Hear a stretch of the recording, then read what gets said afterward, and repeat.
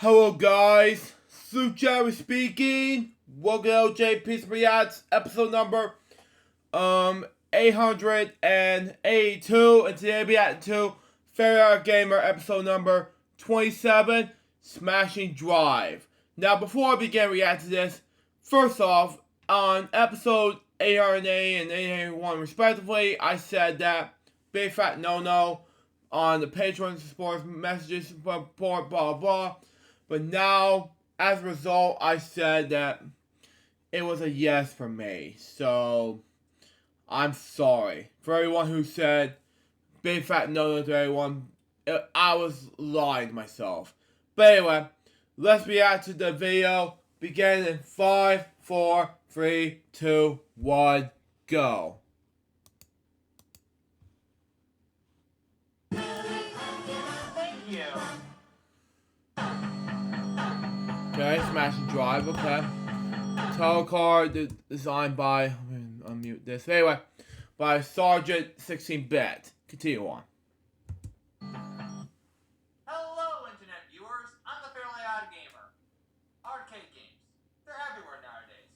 Okay. Everywhere you go, you find an arcade machine. Restaurants, bowling alleys, movie theaters, and even your local mall. Okay. Yes, arcade games have come and gone, and I've had my share of arcade games in the past. However, there was one arcade game that intrigued me the most. An underestimated arcade game simply called Smashing Drive. Okay. Smashing Drive is an arcade game released in 2000 by Galco, with Okay. ultimate radical bikers, radical being spelled with a K.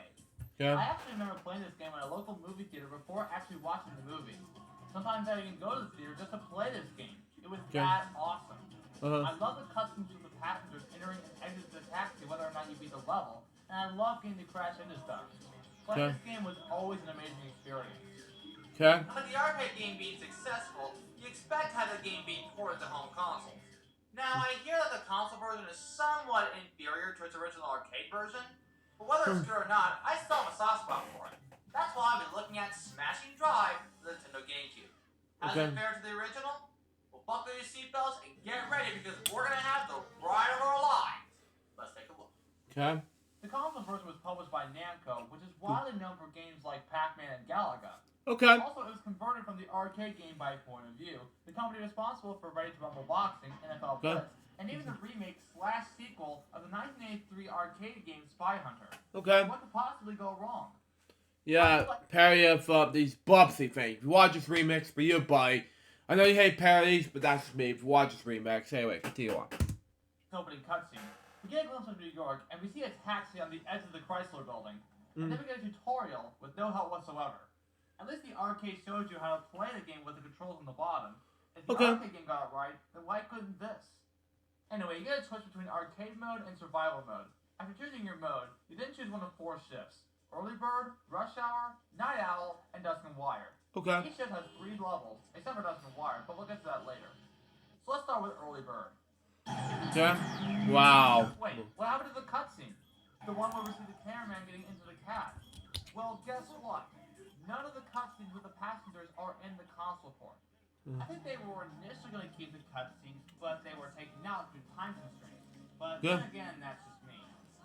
Anyway, you drive a taxi as you make your way to your destination before another taxi controlled by a computer.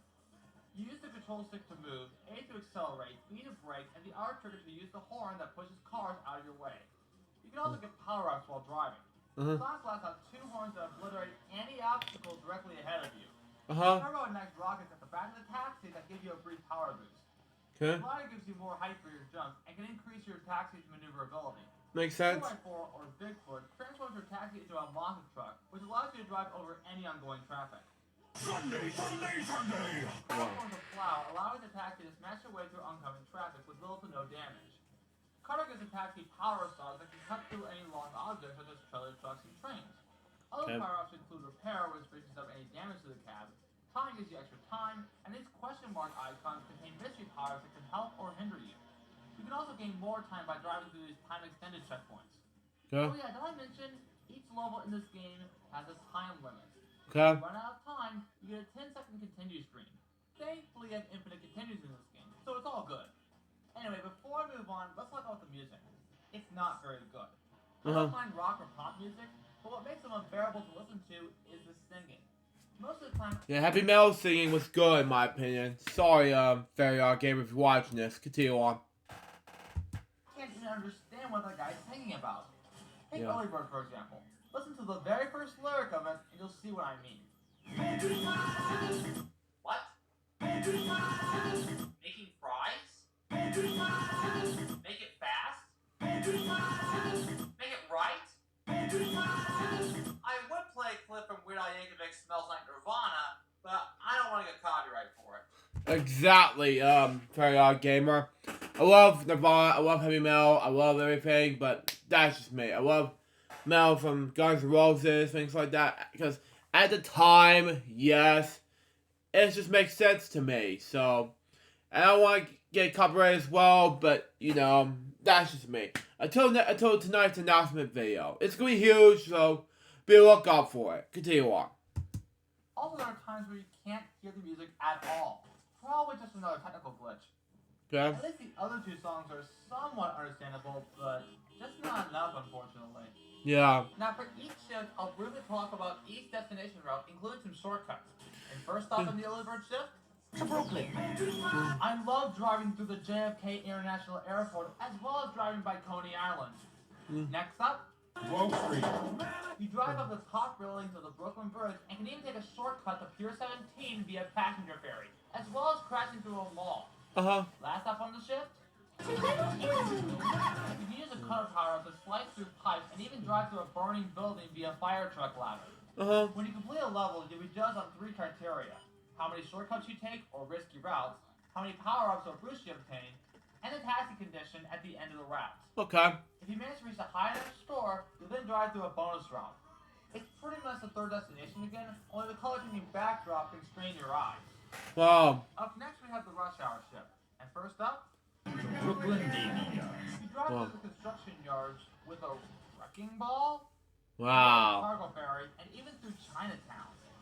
Next up, the Music City Mall. We all know it's the Radio City Music Hall, but was it ever called that? Anyway, you jump up a ramp and use the car power to slide through a train crossing a bridge, drive in a sewer, and even drive through the Rockefeller Center. Wait a minute, is that a Christmas tree?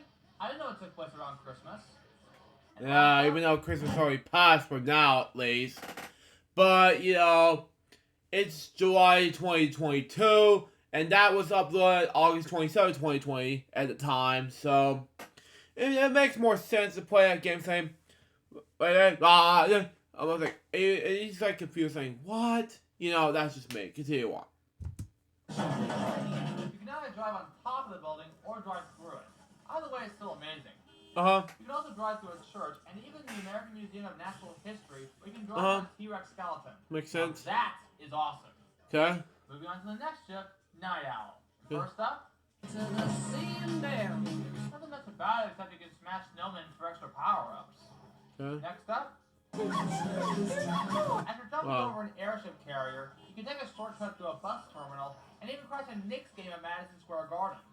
Okay. Last up on the shift, to Times Square. you drive around Central Park, bash King Kong off the Empire State Building, resulting going down an elevator shaft, and literally crash through a movie theater.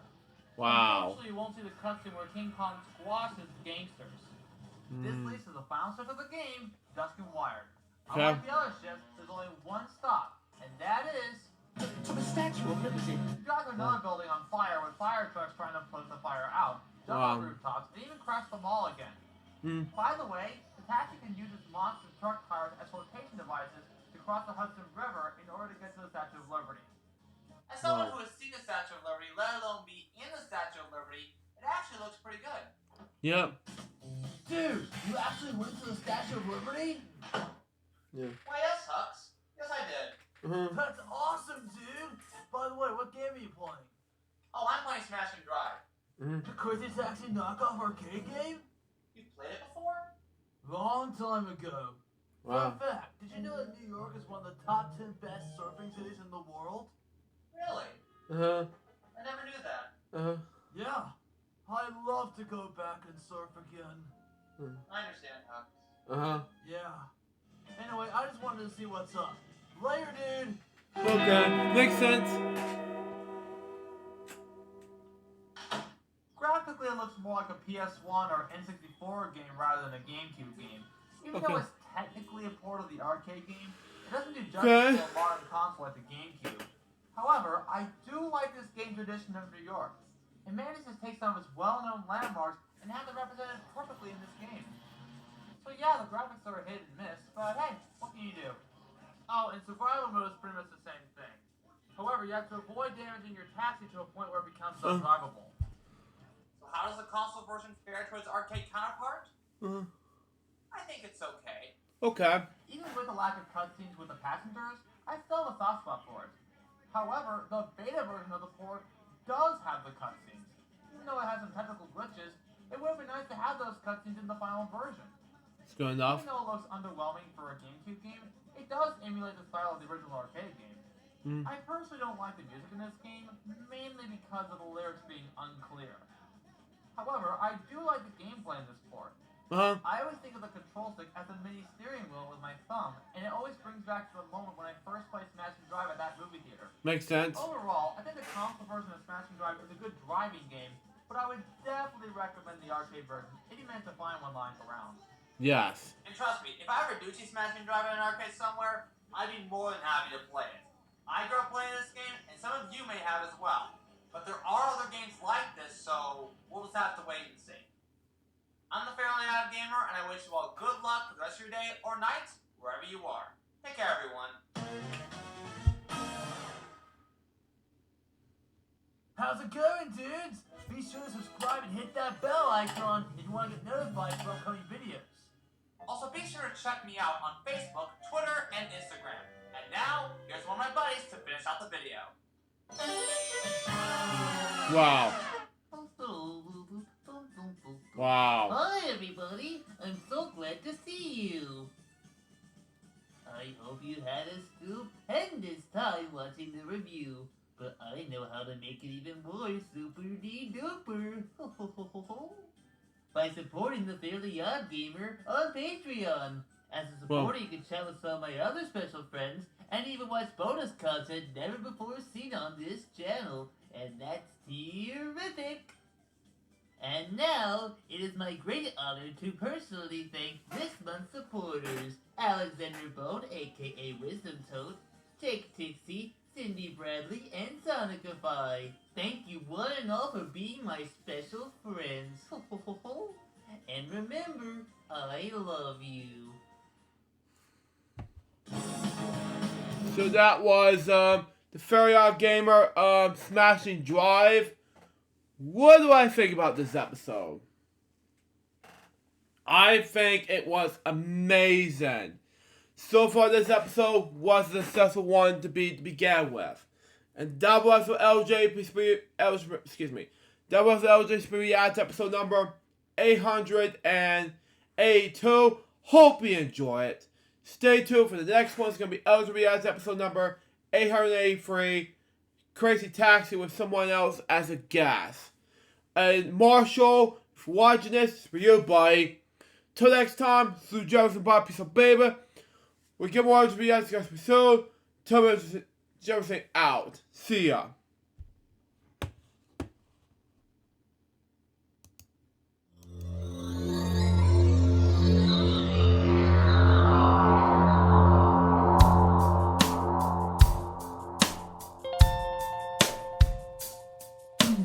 Given unto me this life I'll never take for granted, and given all the time I failed to really understand it, I never sought to meet the maker of reality, the one who gave the life that which is always happening, but I tried all the time. I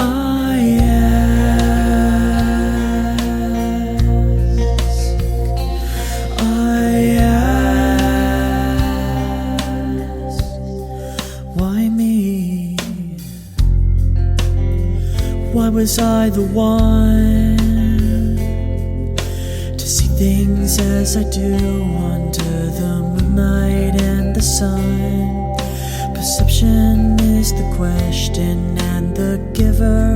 holds the key.